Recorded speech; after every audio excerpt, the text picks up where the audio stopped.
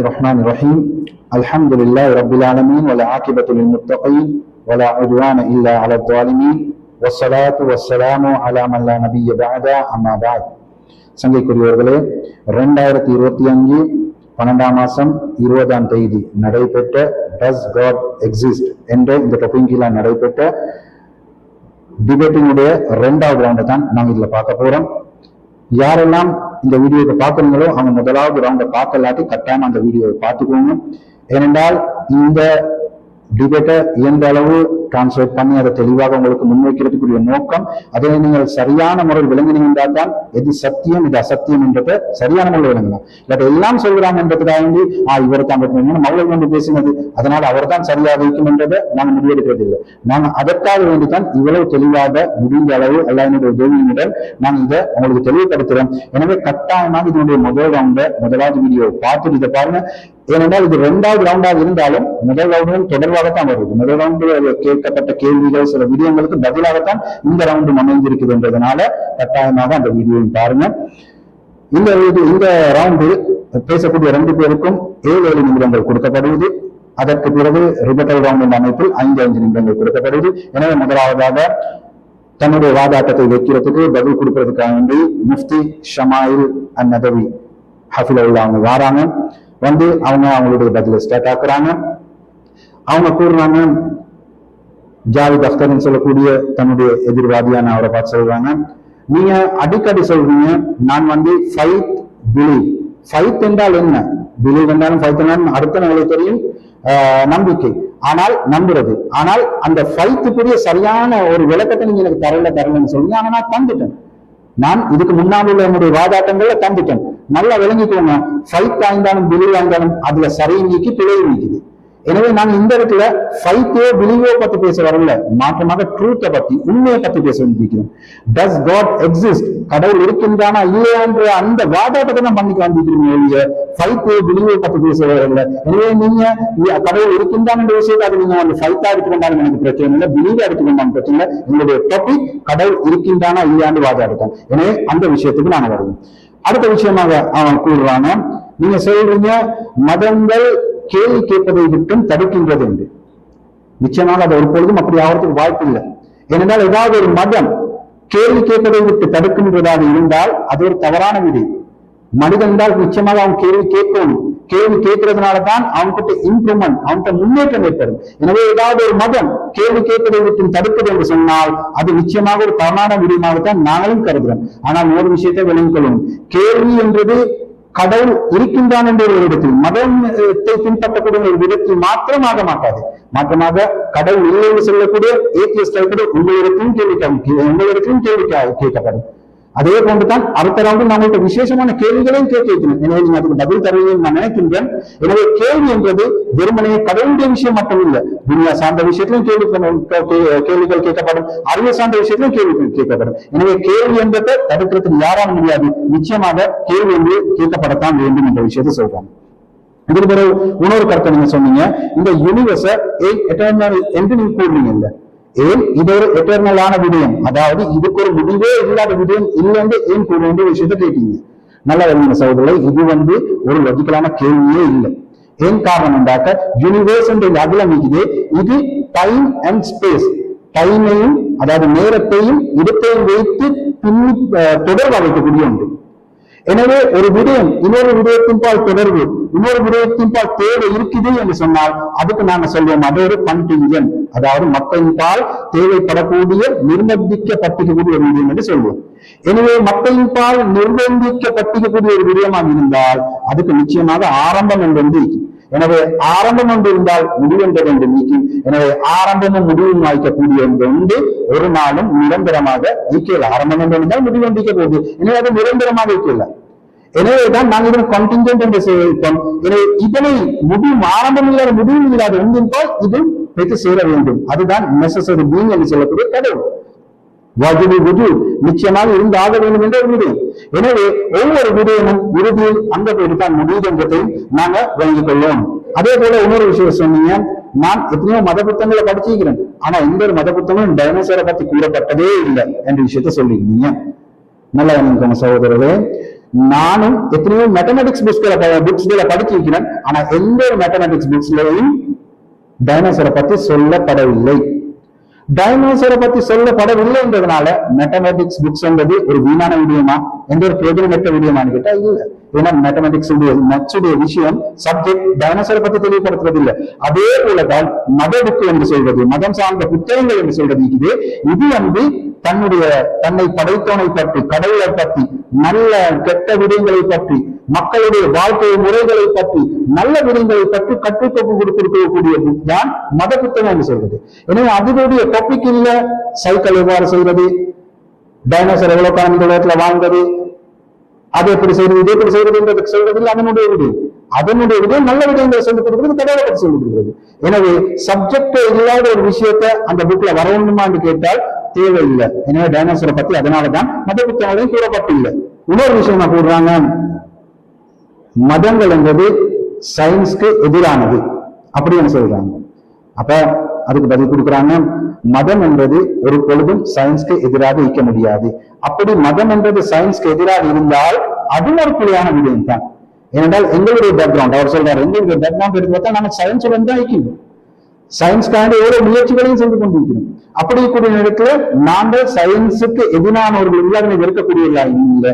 ஆனால் சயின்ஸ் இல்லை நாங்கள் எதிர்க்கின்றோம். சயின்டிசம் என்று சொல்லக்கூடிய எந்த நோயால் நீங்கள் பாதிக்கப்பட்டு இருக்கின்றீர்களோ அதைத்தான் நாங்கள் எதிர்க்கின்றோம் என்பதாக அவரை பார்த்து கூறிட்டு, சயின்ஸ்க்கும் சயின்டிசமுக்கும் இடையில வித்தியாசம் இருக்கு. சயின்டிசம் என்று சொல்வது சயின்ஸ் இன்னும் அதை சார்ந்த விடயங்களில் தான் அனைத்து அறிவினுடைய அடிப்படை இருக்கிறது யார் உறுதி கொள்கின்றார்களோ, சயின்ஸும் அந்த சயின்ஸுடன் தொடர்பான விடயங்களில் தான் அனைத்து அறிவுகளினுடைய அடிப்படை நீக்கின்ற யார் உறுதி கொள்கின்றார்களோ இதுதான் சயின்டிசம். இதனைத்தான் நாங்கள் இருக்கின்றோம். அப்படியான நோயாளர்கள் நீங்களும் பாதிக்கப்பட்டிருக்கிறீங்க என்ற விஷயத்தை முன்வைக்கிறாங்க. அதே போல இன்னொரு விஷயம் சொன்னீங்க, எங்களுக்கு தெரியாண்டு சொல்றது நல்ல விடயம் என்பதா. உண்மையிலே நல்ல விடயம் தான். ஏனென்றா உங்களுக்கு இந்த உலகம் எப்படி வந்துச்சுன்னு கேட்டா தெரியாண்டு சொல்றீங்களா? தெரியாண்டு சொல்வது நல்ல விடயம் தான். தெரியாதுன்னு சொல்லி வரவேற்கப்படக்கூடிய விடயம். ஆனால் தெரியாது என்று சொல்லிட்டு திரும்பவும் வாதாட்டத்தை முன்வைக்கிறீங்க, கிளைம் பண்றீங்க, கடவுளத்தன் இல்லை என்று. இதுதான் நீ பிரச்சனை. தெரியாண்டு சொன்னீங்கன்னா தெரிந்து கொள்ளக்கூடிய முறைகள் நாங்க சொல்லித் தருவோம். ஆனால் தெரியாது சொல்லிட்டு கிளைம் பண்றீங்க என்னென்றால், வாதாடுறீங்க என்னென்றால் கடவுள் என்றொருத்தன் இல்லை என்ற விஷயத்தை வாதாடுறீங்க.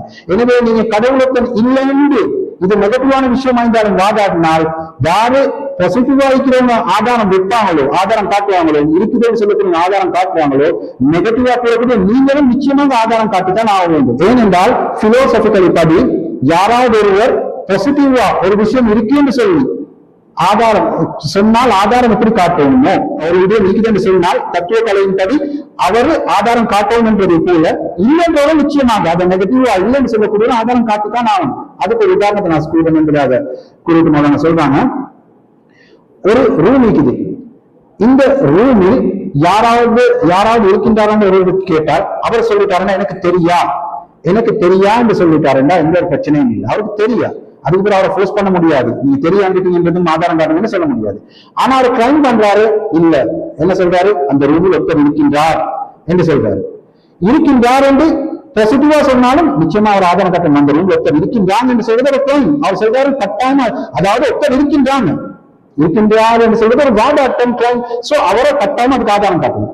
அல்லது இன்னொருத்தர் சொல்றாரு அந்த ரூம்ல ஒருத்தருமே இல்லை என்று சொன்னா இதுவும் கிளைம் தான். சோ இதுக்கும் அவர் தத்துவ கலையின் பிரகாரம் இதுக்கும் ஒரு ஆதாரம் அவர் காட்டணும். நெகட்டிவா இருந்தாலும் அதுக்கும் ஆதாரம் காட்டணும். எனவே அல்லாஹ் இருக்கின்றான் என்று சொல்லக்கூடிய நாங்க எப்படி ஆதாரம் காட்டணும், அதுக்கு ஆதாரமாகத்தான் நான் உங்களுக்கு என்னது ஆர்குமெண்ட் ஆஃப் கன்டென்ஜென்சி என்று சொல்லக்கூடிய அந்த ஆர்குமெண்ட் உங்களுக்கு வச்சேன். இப்ப நீங்க இல்லைன்னு சொன்னால் அந்த ஆர்குமெண்ட் ஆஃப் கன்டென்ஜென்சி என்று சொல்லக்கூடியதை உடைச்சி பிரேக் பண்ணி எனக்கு ஆதாரங்களை காட்டுங்க. அதே போல சொன்னீங்க கடவுள் இருந்தா இந்த உலகத்தை படைத்தான், அந்த யூனிவர்ஸை படைத்தான். அப்ப இந்த யூனிவர்ஸை படைப்பதற்கு முன்னால் அவன் என்ன செஞ்சு கொண்டிருந்தான், எங்க இருந்தாலும் ஒரு விஷயத்தை நீங்க கேட்கிறீங்க.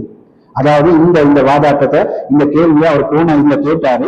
ஒரு மிகவும் இழிவான கேவலமான முறையில ஒரு கேள்வி என்றா சொல்றாரு, கடவுள் இருக்கின்றான் என்று சொன்னால் அந்த கடவுள் இந்த உலகத்தை அவன் படைத்தான் என்றால் இந்த உலகத்தை படைப்பதற்கு பல கோடி வருடங்களுக்கு முன்னால் அவன் எங்க இருந்தான்? அதாவது அவன் எங்கேயோ இருந்து எந்த ஒரு ஐடியாவும் இல்லாமல் இருந்தப்போ திடீர்னு ஐடியாவோடு யூனிவர்ஸை படைக்கும். அப்படி என்று யூனிவர்ஸை படைத்துட்டான். அப்படி என்றால் யூனிவர்ஸை படைப்பதற்கு முன்னாடி அவன் இங்கு இருந்தான், எந்த நிலைமையில் இருந்தான் என்ற விஷயத்தை அவர் ரவுண்ட்ல கேட்டாரு. அதுக்கு தான் மௌலானா சொல்றாங்க, உண்மையிலே இந்த கேள்வி புத்திரீதியான கேள்வியே இல்லை. ஏன் காரணம் என்றால், கடவுள் இந்த உலகத்தை படைப்பதற்கு முன் அவன் எங்க இருந்தான் என்ற விடயம் இருக்குது. இது டைமுடன் சம்பந்தப்பட்ட விடயம். டைம் என்று சொல்வது கடவுளை இந்த உலகத்தை படைத்த பொருள் தான் டைம் என்றது உருவாக்கப்படுது. இந்த உலகம் படைத்த பொருள் தான் டைம் என்றது உருவாக்கப்படுவதால் அந்த உலகத்தை படைப்பதற்கு முன்னால் டைம் என்று ஒன்றும் இல்லை. சோ அந்த கடவுள் அல்லது அந்த அவசிய நெசசரி பீன் என்று சொல்லக்கூடிய நிச்சயமாக இருந்திருக்கும் என்ற ஒரு டைமின் பால், ஒரு நேரத்தின் பால் இருந்திருக்கும். அது எப்படி இருந்திருக்கும் என்பது கேள்வியாகவே எடுத்துக்கொள்ளலாம். ஏனென்றால் அந்த நேரத்தில் அது எப்படி இருந்திருக்கும் என்றது டைமின் மீது டிபெண்ட் ஆகிறது. அந்த டைம் என்பது படைக்கப்படுவது இந்த உலகம் படைக்கப்பட்ட பொருள்தான். எனவே இந்த வாதாட்டத்தை ஏற்றுக்கொள்ள முடியாத ஒரு வாதாட்டம் என்பதாகவும் கூறுகின்றார். இன்னொரு விஷயம் சொன்னீங்க, காட் ஆஃப் டெத் என்ற அந்த கன்செப்ட் கீழால ஒவ்வொரு காலத்துல ஒருத்தவங்க ஒவ்வொரு கடையில வணங்கினாங்க. அவங்களோட காலம் முடிஞ்ச பிறகு ஒரு கடையில வணங்கினாங்க. மலைக்கு ஒரு கடவுள், வெயிலுக்கு ஒரு கடவுள், இப்படி அந்த அமைப்புல இருந்தாங்க. ஆனால் இந்த அனைத்து விடயத்தையும் அடைத்தது சயின்ஸ் தான். இல்ல, மலைக்கு கடவுள் இல்ல, மழை என்ற இதனால தான் பெய்யுது, வெயில் என்றது இதனால தான் நடக்குது, அப்படி என்றத அடைத்தது சயின்ஸ் தான் சொன்னீங்க. நிச்சயமாக அது ஏற்றுக்கொள்ளக்கூடிய விடயம் தான். ஏன்னா அந்த காலத்துல இருந்த மக்களுக்கு அறிவு இல்லாததுனால அவங்க மழை பெஞ்சா மலைக்கென்று கடவுள், வெயில் அடிச்சா வெயிலுக்கென்று கடவுள் வந்து இப்படியே இருந்துச்சு.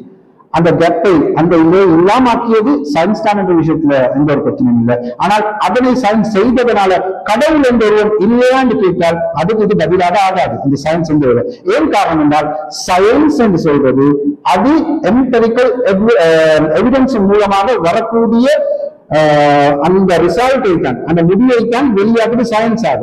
இந்த எம்பெரிக்கல் எவிடன்ஸ் என்று சொல்வது எதனால் வருது என்றால், அது மற்ற கண்டின்ஜென்ட் என்று சொல்லக்கூடிய பொருட்களின் மூலமாக, மக்களின் போல் தேவைப்படக்கூடிய பொருட்களின் மூலமாகத்தான் இந்த எவிடன்ஸை எடுக்கப்படுது. எனவே இந்த எவிடன்ஸை எடுக்கப்படக்கூடியது அது ஃபோர்ஸ் இருந்தாலும் சரி, மிகப்பெரிய மக்களை வைத்துத்தான் இந்த எவிடன்ஸை வெளியே செய்யப்படுவது, இந்த எக்ஸ்பெரிமெண்ட் செஞ்சு இந்த முடிவு எடுக்கப்படுவது, அல்லது மிகப்பெரிய சக்திகளை வைத்தாக்கட்டும், வேற என்ன விடயங்கள் வைத்தா இருந்தாலும் இது எல்லாமே ஒரு கண்டின்ஜென்ட், மக்களின் பால் தேவைப்படக்கூடியது, மக்களின் பால் நிர்பந்திக்கப்பட்டு இருக்கக்கூடிய ஒரு விடயமாக ஆகுது. எனவே நிச்சயமாக இதெல்லாம் ஒன்றின் பால் தேவையாகும் என்ற ஒரு விடயம் வருது. அந்த இறுதியில் தேவையாக முடியக்கூடிய விடயம் தான் நெசசரி பீன். அந்த நெசசரி பீன் என்பதுதான் கடவுள் என்ற என்னுடைய வாதாட்டத்தை இதுக்கு முன்னாலும் வைத்தேன். இந்த வாதாட்டத்தை வைத்தேன். இதுக்கு லாஜிக்கலா தத்துவக்கலையில சொல்லப்படக்கூடிய விடயம் இன்ஃபினிட் ரீக்ரஸ் ஆஃப் காசஸ் என்று சொல்லக்கூடிய அந்த விஷயத்தை பத்தியும் நான் அதுல சொல்லுவேன். இது முன்னாடி சொன்னதை சொல்றாரு, அதுல சொல்லியிருந்தேன்.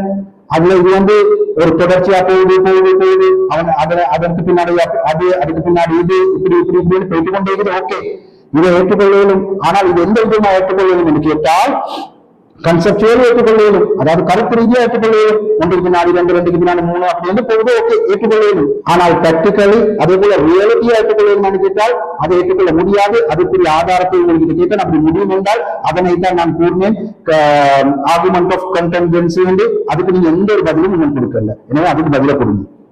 எனவேதான் சயின்ஸ் என்பது பிசிக்கலான விடயத்துக்கு தீர்வாகக்கூடிய பிசிக்கலினால் மூலமாகவே தீர்வை கொடுக்கக்கூடிய ஒரு விடயம். எம்பரிக்கல் எவிடன்ஸ் நாங்கள் நேரத்தோடு சொன்னோம்.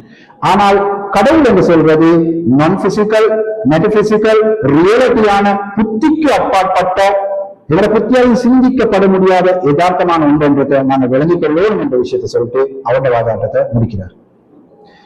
அதற்கு பிறகு ஜாவித் அக்தர் வாராங்க அவங்களோட வாதாட்டத்தை முன்வைக்க. முதலாவது அவங்க சொல்லக்கூடிய விடயம், நீங்க சொல்றீங்க இந்த உலகத்தை படைப்பதற்கு முன்னாடி கடவுள் இருந்தான் என்று சொன்னீங்க என்றால், நிச்சயமாக அவன் இருந்தான் என்ற வார்த்தை வரக்கூடிய நேரத்தில் அந்த நேரத்தில் டைமும் இருந்திருக்கத்தான் வேண்டும். கடவுள் ஒருவன் இருந்தான் என்று சொன்னால் டைம் என்றது ஒன்றும் இருந்திருக்கத்தான் வேண்டும். மதத்தில் டைம் ஒன்று இல்லாம கடவுளத்தில் இருந்தான் என்று சொல்லலாம். எனவே கடவுள் இருந்திருந்தால் டைமும் இருந்திருக்கத்தான் வேண்டும். அவர் டைம் இல்லை என்று சொன்னால் கடவுள் என்பதும் இருந்திருக்கு என்றால் அடுத்த என்ற விஷயத்தை அவர் வச்சுட்டு அதுக்கு பிறகு சொல்றாரு, நீங்க என்கிட்ட சொல்றீங்க எனக்கு டைம் லாஜிக் இருக்குது, அதாவது லாஜிக்கோட எவிடன்ஸ் இருக்குது, உங்களுக்கு டைம் இருக்குதுன்னு சொல்றீங்க. எனவே நான் கடவுள் இல்லை என்பதற்கு கட்டாம ஆதாரம் வைக்கணும் என்பதாக நீங்க சொல்றீங்களே, அதை ஒரு நாள் ஏற்றுக்கொள்ளல. ஏனென்றால் நான் கடவுள் இல்லைன்னு தான் சொல்றேன். நான் உங்களுக்கு ஆதாரம், நான் நெகட்டிவா சொல்றேன், நீங்க நான் ஆதாரம் காட்ட தேவையில்லை. நீங்க இருக்குதுன்னு பாசிட்டிவா சொன்னீங்கன்னா நீங்க தான் ஆதாரம் காட்டணுங்கிறதா கூறிட்டு சயின்டிஸ்ட் பேர் சொல்றாரு பர்டன் ரசல். அவர் சொன்ன விடயம் சரியாக இருக்குது. அவர் சொன்னாரு, எவன் ஒருவன் நீ வாதாடினால் செவ்வாய் மாஸ் கிரகம் இருக்குது, அந்த செவ்வாய் கிரகத்தை சுற்றி வரக்கூடியது ஒரு பெட்ரோல் ஒன்றுதான் என்று நீ வாதாடினால் நீதான் ஆதாரத்தை வைக்க வேண்டும் என்ற விஷயத்தை அவர் சொன்னாரு. அந்த செவ்வாய் கிரகத்தை சுற்றி வரக்கூடியது கெட்டில் ஒன்றுதான் என்று நீ சொன்னால் நீ தான் ஆதாரம் வைக்கணும். அப்ப நான் சொன்னால் நான் தான் ஆதாரம் வைக்கணும், மொத்தம் ஆதாரத்தை காட்டணும் என்று இல்லை. அதே போல நீங்க சொல்றீங்க கடவுள் இருக்கின்றான் என்று சொன்னா நீங்க தான் ஆதாரத்தை காட்டணும், நான் எனக்கு ஆதாரம் காட்ட. நீங்க இதுவரைக்கும் என்னைய கன்வின்ஸ் பண்ற மாதிரி ஒரு ஆதாரத்தை காட்டலையோ, அதனை நான் ஏற்றுக்கொள்ளும் விதமாக ஒரு ஆதாரத்தை நீங்க எனக்கு காட்டலையோ, நான் ஏற்றுக்கொள்ள மாட்டேன். எனக்கு கடவுள் இருக்கிறான்றது எந்த ஒரு தேவையும் இல்லை, நான் ஏற்றுக்கொள்ள மாட்டேன் என்ற விஷயத்தை சொல்றேன். அதுக்கு போய் கோட்ஸ் ஆஃப் கேப் என்ற அந்த விஷயத்தை மட்டும் சொல்லிட்டு சொல்றாரு. அதாவது காலத்துக்கு காலம் மக்கள் மடமையினால் ஒவ்வொரு கடவுளின் பால் பேய்த்து நின்றாங்க, அதுகிட்ட உதவி தேர்ந்தாங்க, அதுக்கான அந்த உதவியை செய்து நினைச்சாங்க. ஆனால் இது எல்லாத்தையும் இல்லாமாக்கினது சயின்ஸ். இது எல்லாத்தையும் இல்லாம சயின்ஸ். அது மட்டும் இல்ல, ஒரு காலம் ஒரு மக்கள் வாழ்ந்துட்டு போன பிறகு அதுக்கு பிறகு அந்த கடவுள் இல்லாம போகுது. புதிதாக வரக்கூடிய மக்கள் புதிய ஒரு கடவுள் எடுக்கிறாங்க. இளைஞர்களுக்கு மத்திய பல பிரச்சனைகள் இப்படியான ஒரு வரக்கூடிய நேரத்திலேயும் சயின்ஸ் தான் அதுக்கு தீர்வாக நின்றது என்ற விஷயத்தை நாங்க விளங்குகிறோம். இதுக்கு பெர்ட்ராண்ட் ரசல் ஒரு புக் கொண்டே எழுதியிருக்கிறாரு, ரிலிஜன் அண்ட் சயின்ஸ் என்றது கீழால் ஒரு புக் கொண்டு எழுதிக்கிறாரு. எனவே நீங்க அதை எடுத்து பாருங்க. அதை எடுத்து பார்த்தால் இந்த சயின்ஸ் அதே போல இந்த ரிலிஜனுடைய அதாவது மதத்தை பின்பற்றக்கூடிய மொத்த வரலாற்றை உங்களுக்கு விளங்கிக் கொள்ளலாம். அந்த ரிலிஜன் அண்ட் சயின்ஸ் என்ற புக் எடுத்து பார்த்தீங்கன்னா, எனவே நீங்க அதை பார்ப்பதை நான் ஆதரவு வைக்கிறேன். அதை பார்த்தீங்கன்னா நல்ல என்ற விஷயம் சொல்றேன். அதே போல ஒரு கருத்துக்கு தானே ரிலிஜன் மனிதர்களை நல்லவர்களாக உத்தமர்களாக ஆக்கும் என்ற கருத்துக்கு தானே. சரி, நாம் ஒரு ஆராய்ச்சியோடு செஞ்சு பார்ப்போம். அதாவது ரெண்டு மெப் எடுப்போம். ரெண்டு மெப் எடுத்து அந்த ரெண்டு மெப்லையும் எந்த ஒரு மெப் எடுத்து அதுல நாங்க மாற்றணும் எங்கெங்கெல்லாம் மதங்களை பின்பற்றாங்க, கடவுளுடைய கோட்பாடுடன் வாழ்றாங்களோ அந்த இடங்கள் எல்லாத்தையும் நாங்க மாற்றணும். இப்ப அதை ஓரத்தை காட்டி வைப்போம். அதற்கு பின்னாடி அடுத்த மெப் இருப்போம். அதுல எந்தெந்த இடத்துல எல்லாம் அநியாயம், அக்கிரமம், கொலை, கொள்ளை, கற்பழிப்பு நடக்குதோ இந்த இடமெல்லாம் மார்க் பண்ணணும். ரெண்டையும் மார்க் பண்ணிட்டு அதுக்கு ரெண்டையும் வச்சு பார்த்தா ரெண்டுமே உண்டாகத்தான் வைக்க போகுது. ரெண்டுமே உண்டாகத்தான் வைக்க போகுது. எந்த இடத்துல கடவுளுடைய கோட்பாடுடன் மக்கள் வாழ்றாங்களோ அந்த மக்கள் நல்லவர்களா வாழ வேண்டும். ஏன்னா கடவுளை பின்பற்றக்கூடிய நல்லவர்களா ஐக்கணும் என்றதுதான் அர்த்தம். அப்படி என்றால் எப்படி அந்த இடங்களே இந்த கொலை, கொள்ளை, கற்பழிப்பு அனைத்து பாவங்களும் எப்படி நடக்கும்? எனவே கடவுள் வந்து ஈக்கிற விஷயத்தை எப்படி ஏற்றுக்கொள்ளும்? ஏனென்றால் நாங்க ரோட்ல ஈக்கக்கூடிய ஒரு மருந்தை வாங்குறோம். ஒரு மருந்தை வாங்கினாவே அந்த மருந்தில் நின்றும் பிரயோஜனத்தை எதிர்பார்க்கிறோம். அப்படிக்கக்கூடிய நேரத்துல என்னுடைய முழு வாழ்க்கையுமே ஒரு மதமா கடவுள் இருக்கின்றான் என்று அந்த கொள்கையின் கீழால் நாங்கள் வாழக்கூடிய நேரத்துல அந்த கொள்கையில் இருந்து கடவுள் என்னத்தை எதிர்பார்க்கிறோம் அப்படிங்கிறத வரவில்லை என்றால் அப்ப அந்த கடவுளால் எங்களுக்கு என்ன பிரயோஜனம் கிடைக்க போகுது? அந்த கடவுளை பின்பற்றத்தில் எங்களுக்கு என்ன இது இருக்குது, என்ன பிரயோஜனம் இருக்குதுன்றது நாங்க பார்க்கணும். இந்த உலகத்துல எடுத்து பார்த்தோம் என்றால் எல்லா அநியாயமும் எல்லா அக்கிரமுமே நடந்திருக்கின்றது கடவுளுடைய பேராக. கடவுளுடைய பேரை வைத்துதான் அனைத்து அநியாயம் அனைத்து அக்கிரமும் நடந்து கொண்டிருக்கின்றதுதான் நாம் இன்னைக்கு வெளிநகரத்துல விளங்கக்கூடியதா இருக்கின்றோம். இப்ப கடவுள் என்ற பேரில் தான் அனைத்து அக்கிரமம் செய்யறதுனால அதுக்கு ஒரு உதாரணம் நான் உங்களுக்கு தாரேன். எப்படி என்றால் விஸ்கி பாட்டில். இந்த விஸ்கி பாட்டில் வெளிரங்கத்தில் இது பார்க்கக்கூடிய நேரத்தில் பார்த்தால் மிகவும் அழகான ஒரு கவர்ச்சியான அமைப்புல தான் அந்த விஸ்கி பாட்டில வச்சிருக்காங்க. ஆனால் அதனை யூஸ் பண்ணப்படுவது எதுக்காக வேண்டி என்றால் ஒரு தவறான காரியத்துக்காக வேண்டி. தவறான காரியம் அழகா தான் இருக்குது, ஆனால் யூஸ் பண்ணப்படுவது தவறான காரியங்களுக்கு. என்றால் அவங்க குடித்தால் போதை வரும், பல பிரச்சனைகள் ஏற்படும். இதே போன்றுதான் இன்றைக்கு மதம் என்று சொல்லக்கூடியதும் கடவுள் இருக்கின்றான் என்று ஏற்றுக்கொண்டு அந்த மதத்தை பின்பற்றக்கூடிய மக்களும் என்ன செய்யறாங்க என்றால் மதம் என்பது பார்க்கறதுக்கு ஒரு அழகான முறையில் இருந்தாலும் அதனை எடுத்து யூஸ் பண்ணலாம் என்பதற்காக என்றால் பாவமான விடயத்துக்கும் ஒன்றுக்கு உதவாத விடயத்துக்கும் இதை யூஸ் பண்ணி கொண்டிருக்கிறாங்க. எனவே இதனை சரி செய்ய முடியாது என்றால் அந்த கடவுளுக்கு அந்த விடயங்களை சரி செய்ய முடியாது என்றால் கடவுளுக்கு அவன் என்னத்தை செஞ்சுட்டு போனால் நான் சும்மாதான் இருப்பேன் என்று சொல்வான் என்றால் அந்த கடவுளை நம்புவதில் என்ன பிரயோஜனம் இருக்குது?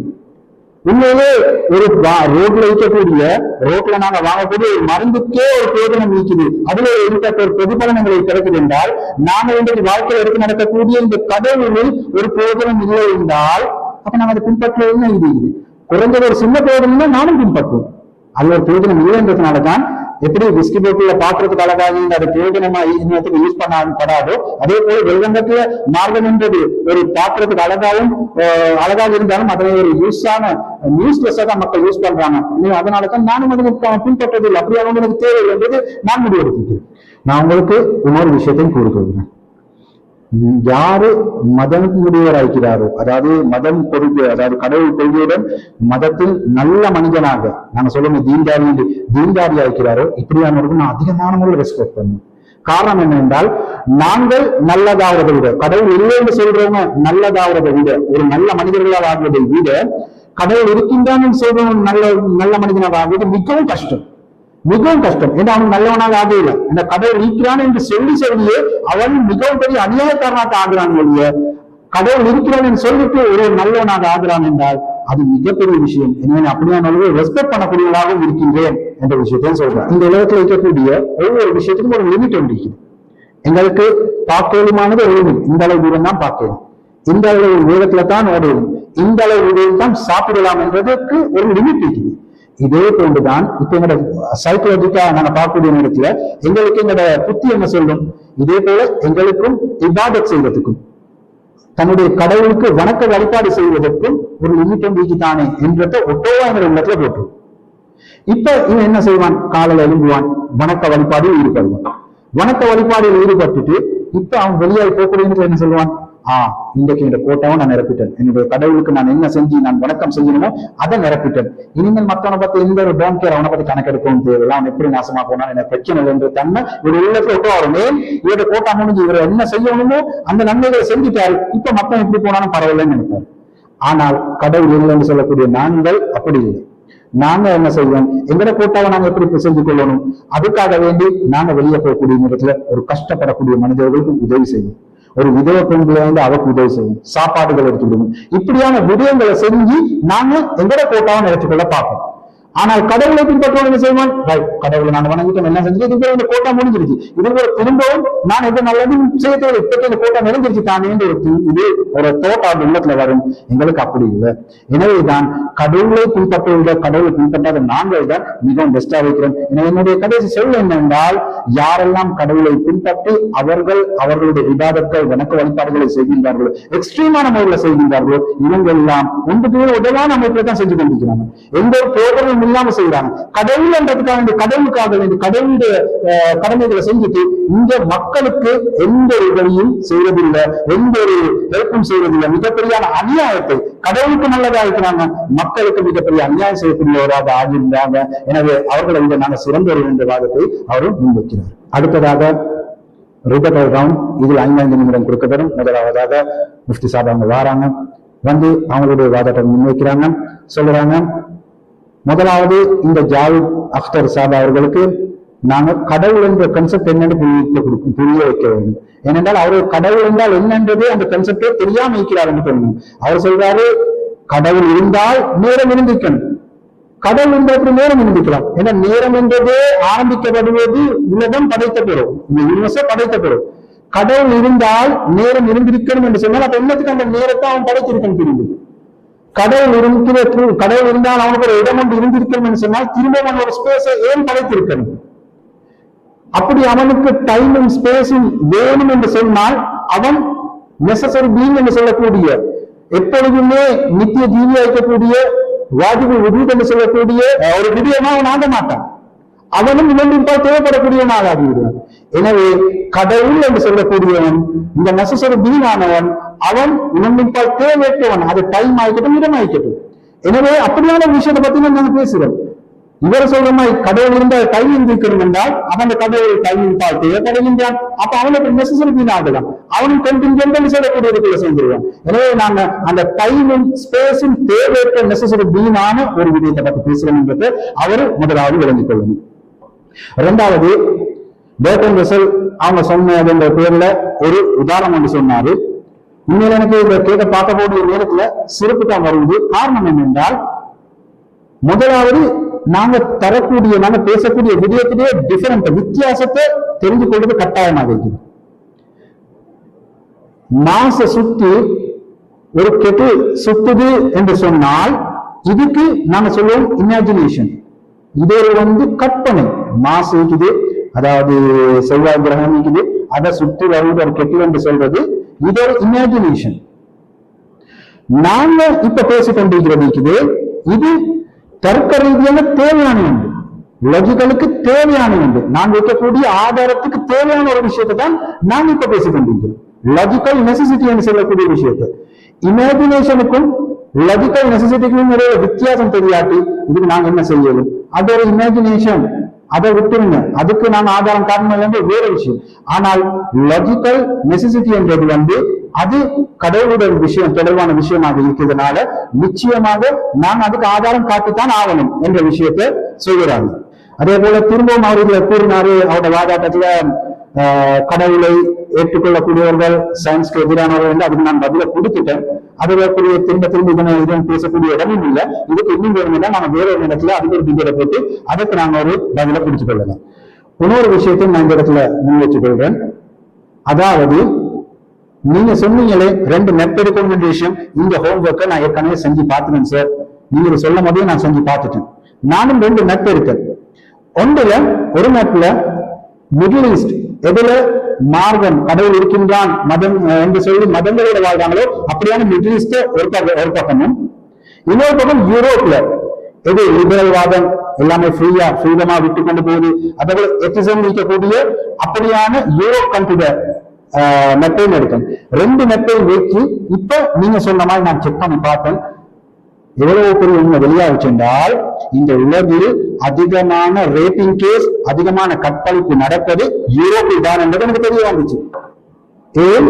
அந்த லிபரல்வாதம் அதே போல எத்திசம் இருக்குது, அதனால கற்பழிப்பு தலைவிரிச்சு ஆடுது. இங்க மிடில் ஈஸ்ட் எடுத்துக்கொண்டால் அது மதங்களுடன் தொடர்பானது, கடவுள் இருக்கின்றான் என்று சொல்லக்கூடியது, அதனால அதுல ரேப் எடுத்து பார்த்தோம்னா மிகவும் குறைவாகவே தான் இருக்குது. நான் சொல்லக்கூடிய கருத்து இல்ல, யூஎன் சொல்லக்கூடிய ஒரு கருத்து தான்.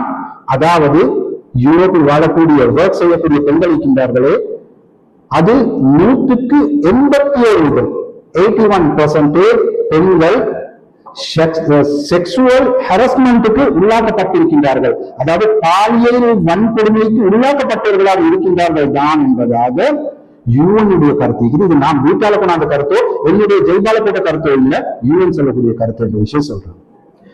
அதே போலதான் நீங்க இன்னொரு விஷயம் கூட கூறுவீங்க, யாரு மதங்களை பின்பற்றுகின்றார்களோ அவர்கள் நல்லவர்களாக மாறுவது, நாங்கள் மதமே இல்லை கடவுளே இல்லை என்று சொல்லக்கூடியவர்கள் நல்லவர்களாக ஆகுவது என்பது மிகவும் கஷ்டம் என்பதாக கூறுவீங்க. இது ஒரு மிக முக்கியமான ஒரு பாயிண்ட். இதுல இருந்து எங்களுக்கு விளங்குது என்னென்றால், கடவுள்கிட்ட எது நன்மை தீமை இருக்கக்கூடிய ஒரு கன்செப்ட் இருக்குதோ அதுக்கும் மேலான ஒரு கன்செப்ட் உங்களுக்கு தேக்குது தான் இது விளங்குது. கடவுளுடைய கன்செப்டுக்கும் மாற்றமான ஒன்று உங்களுக்கு தேக்குது என்று இருக்குது. எனவே அது என்ன வேண்டிய விஷயத்த அடுத்த கன்வர்சேஷன் என்னோட ரவுண்ட்ல நான் உங்களோட பேச இருக்கிறேன். எனவே அதுல நீங்க இதற்குரிய பதில தரணுன்றதை எதிர்பார்க்கிறேன். எனவே அதுல நான் இதற்குரிய கேள்விகளை உங்களுக்கு வச்சு கேட்கிறேன் என்றதை கூறிவிட்டு அவங்களுடைய ரவுண்டை முடிச்சு கொள்றாங்க. இறுதியாக ஜாவித் அக்தர் அவர்களுடைய ரிபட்டல் ரவுண்ட பேசுறதுக்காக வராங்க. முதலாவது சொல்றாங்க, நீங்க ஆரம்பத்திலே சொன்னீங்க லாஜிக் ரீதியாக புத்தியில படியும் ரீதியாக நாங்க பேசணும்னு சொன்னீங்க. இப்ப நான் புதியதாக மெட்டபிசிக்கலி புத்திக்கே படாத ஒரு விஷயம் என்று சொல்றீங்க கடவுள். அப்படியே ஒரு விஷயத்தை பத்தி நீங்க பேச வந்திருக்கீங்க. இதை ஏற்றுக்கொள்ள மெட்டபிசிக்கலி என்ற என்னது? மெட்டபிசிக்கலி என்ற வார்த்தை ஒரு சாதாரண வார்த்தை, அது புத்திக்கே படுபடும் என்றதை எங்க ஒண்ணுனால எந்த இடத்துல பார்க்கலாம். அப்ப நீங்க அதை பத்தியா பேச வேண்டியிருக்கீங்க இந்த இடத்துல. இதை உங்களுக்கு ஏற்றுக்கொள்ளலாம் என்ற மாதிரி முதலாவது விஷயத்தை சொல்றாரு. அதே போல சொல்றாரு, நீங்கள் தான் கூறுகின்றீர்கள் காட் என்றவன், கடவுள் என்பவன் ஹமேஷா, ஹமேஷா என்றாக நிரந்தரமானவன், எந்த காலத்திலும் நீக்கக்கூடியவன் என்ற ஹமேஷா என்ற வார்த்தையை பார்க்கிறீங்க. ஹமேஷா நிரந்தரமா இருக்கக்கூடியவன் என்று சொன்னால் அதுக்கு ஒரு டைம் தேவைத்தானே. டைம் ஒன்று இல்லாம அவன் நிற்கிறானா? டைம் ஒன்று இல்லாட்டி அப்ப அதுக்கு ஹமேஷா என்ற வார்த்தை, நிரந்தரம் என்ற வார்த்தை பாய்க்கும் போது ஹமேஷா, அதாவது நிரந்தரம் என்ற வார்த்தையை நாங்க பாய்க்கிறோமோ அந்த பாய்க்கக்கூடிய டைம் டிபெண்ட் ஆன ஒரு வார்த்தை. டைம் டிபெண்ட் இல்லாட்டி நீங்க என்னத்துக்கு நிரந்தரம் என்று சொல்றீங்க? அப்படி சொல்ல முடியாது என்ற வார்த்தையை அவர் சொல்றாரு, அந்த வாதத்தை அவர் வைக்கிறார். அடுத்ததான் நான் உங்கள்கிட்ட கேட்கிறேன், நீங்க தான் சொல்றீங்க கடவுள் என்பவன் காதிரே முத்தலக், பொதுவாக அனைத்து விஷயத்திலிருந்து ஆற்றல் பெற்றோம், சக்தி பெற்றோம், நினைச்சதை நினைச்சமா செய்யலாம் என்ற விஷயத்த சொல்றீங்க. இன்றைக்கு நாங்க எடுத்து பார்த்தோம் என்றால் இந்த கஸாவில் கிட்டத்தட்ட 45,000த்துக்கு மேற்பட்ட குழந்தைகள் கொல்லப்பட்டிருக்கிறாங்க. அந்த அனைத்து குழந்தைகளும் 10 வயதை விட குறைந்தவர்களாக இருக்கிறாங்க. பசியால கொல்லப்பட்டிருக்கிறாங்க, துண்டு துண்டாக ஆக்கப்பட்டிருக்கிறாங்க, கை வேற கால் வேறையாக ஆக்கப்பட்டிருக்கிறாங்க. இப்படி எல்லாம் ஆக்கப்படக்கூடிய நேரத்துல இந்த கடவுளுடைய பொறுப்பு இல்லையா அவர்களுக்கு உதவி செய்வது? ஏன்னா அவங்க யாரை வணங்கி கொண்டிருந்தாங்க? அந்த கடவுளை தானே வணங்கி கொண்டிருந்தாங்க. அப்ப அந்த கடவுளை வணங்கி கொண்டிருந்தா அப்ப அந்த கடவுளுடைய அது பொறுப்பு இல்லையா? என்னைய வணங்குறாங்க, எனக்கிட்ட உதவி கேட்கிறாங்க, அவங்களை நான் ஹெல்ப் செய்யணும், அவங்களை இதாக்கணும், பொறுப்பு இல்லையா? நீங்க சொல்றீங்க கடவுள் எங்க இருப்பான், எப்படி இருப்பான், அப்ப அவர் காசால வைக்க இல்லையா? இந்த பிரச்சனை நடைபெறும், அவன் காசால வைக்க இல்லையா? காசால இருந்து மக்களை பாதுகாக்கணும்னு நினைக்க இல்லையா? இதெல்லாம் என்ன விளையாட்டு? மனிதர்கள் துண்டு துண்டாக கொத்து கொத்தாக கொலை செய்யப்பட்டு துண்டு துண்டாக வெட்டப்படுறாங்க. அப்படியான நேரத்துல அங்க வந்து உதவி செய்ய இல்லை என்றால் இப்படியான கடவுள் என்ன பிரயோஜனம் இருக்குது? என்ன பிரயோஜனம் இருக்குது?